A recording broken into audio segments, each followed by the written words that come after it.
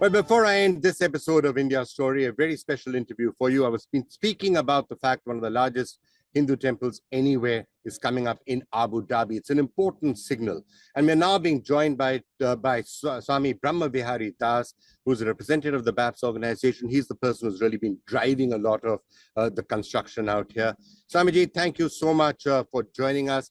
Tell us a little bit about this temple and what it means for you and others.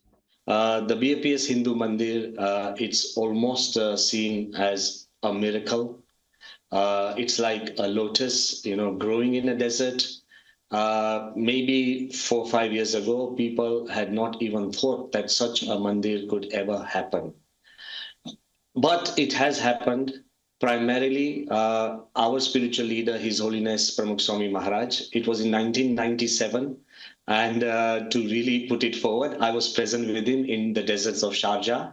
But naturally, he said a prayer that may there be a temple in Abu Dhabi and may it bring countries, cultures, and religions closer together. At that time, it was absolutely unbelievable or unthinkable. But as you know, the words of a wise man with the purity of his heart has the power to change the climate and the microclimate of our hearts. And then the beautiful friendship between our beloved Prime Minister, Sri Narendra Bhai Modi, and the current ruler of Abu Dhabi, His Highness Sheikh Mohammed bin Zayed Al Nahyan, it grew and flourished to the level that, the mandir was discussed, and we were allotted land in 2015. But from 2015 to 2018, all the, the smaller, the inner parameters and, enabling clauses and everything, had to be done because this was the first traditional stone temple in this part of the world. So everything has been done. And that, I think, is, Swamiji, that I think is what has got everybody thinking. Because, to build a giant Hindu temple like this in the UAE, it also shows a sort of opening up and increasing multiculturalism of countries like the UAE also, because you would not have thought this possible 5 years or 10 years or 15 years ago. Yes, it's true. But you should also understand that such changes, if you look at history, there are two types of changes that come. Those which come from bottom upwards, they're almost revolutionary. And those that come from top downwards, they are also revolutionary in a different sort of a way. So when the leadership of this country, and it's a very open-hearted leadership once you get to know them, and when they decided that, of course, the whole world has found themselves a new home in the UAE. And for anybody to flourish and grow, of course, infrastructure is necessary. Of course, all the facilities and wealth is necessary. Security is necessary. But emotional infrastructure is perhaps more important. When the temple was announced, and I want to be very, very upfront, when the temple was announced and when people literally saw the temple coming up, I've had hundreds of people coming to me in one way or another with greater faith and belief saying that, Swami, we've just bought a land. We've just bought a house. We are thinking of moving here. Now we feel so comfortable and so happy. So yes, change has come, and it's an inclusive change and a great signal for the world. It's actually interesting what you say, because there are 3.5 million. We were just discussing the importance of countries like the UAE. When you talk about India's neighbors, sometimes we think about, Pakistan, Bangladesh.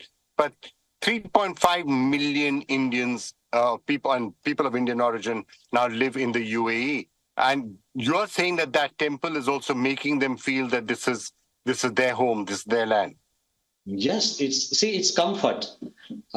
You just told me that you are here. I think your daughter, your family members, they stay here. Why don't you ask them how this announcement of a temple makes them feel even more comfortable?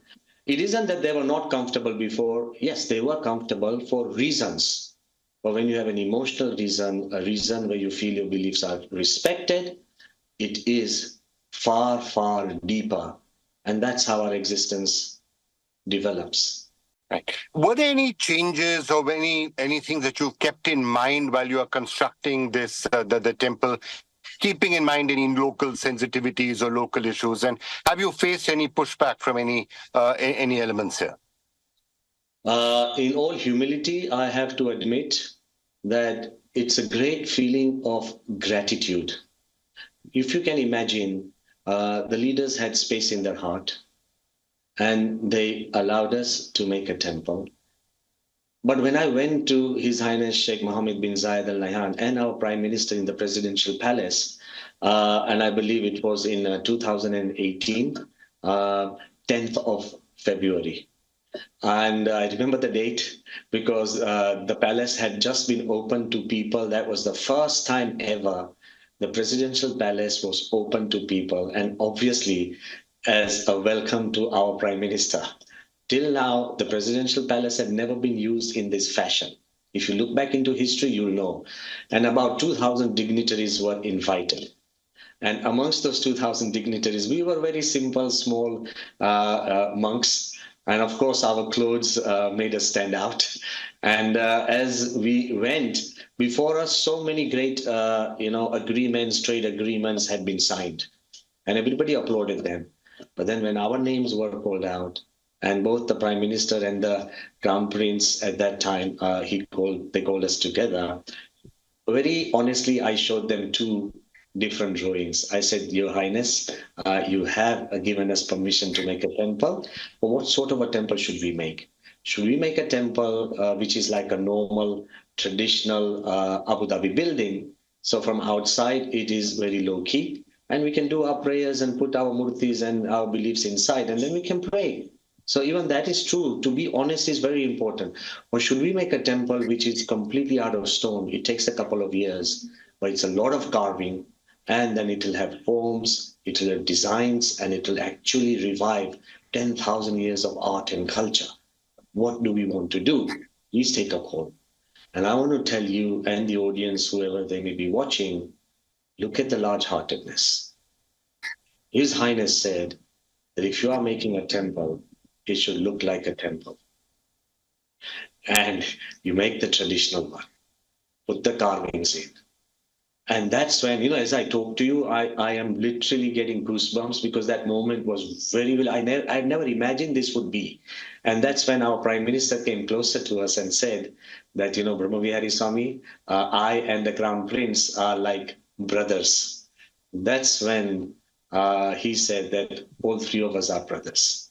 So actually, it was, with so much large-heartedness and so much love that the temple was accepted, and it did not end there. Sometimes the principal of a university, he loves you, but if you get not welcomed in the classrooms, you still feel pained. But that same large-heartedness, as we have felt in all the officers, the people in the streets, everybody has welcomed the temple with all their love. So we've not had any pushbacks. Yes, there was time went because some places there were no clauses, there was no licensing system for the audience. When they set up a system of giving religious places official license, and they even gave license to the earlier religious places who were there but did not have a license. And in that, just to commemorate the temple, they gave us 001.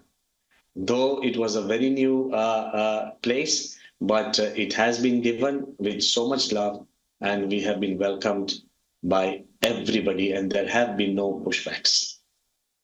Swamiji, thank you so much for joining us. It's such a pleasure. We'll try and talk to you again at the time of the inauguration. It's a pleasure talking to you, Swamiji. Thank you, and my prayers for everybody, your team and the viewers. Thank you.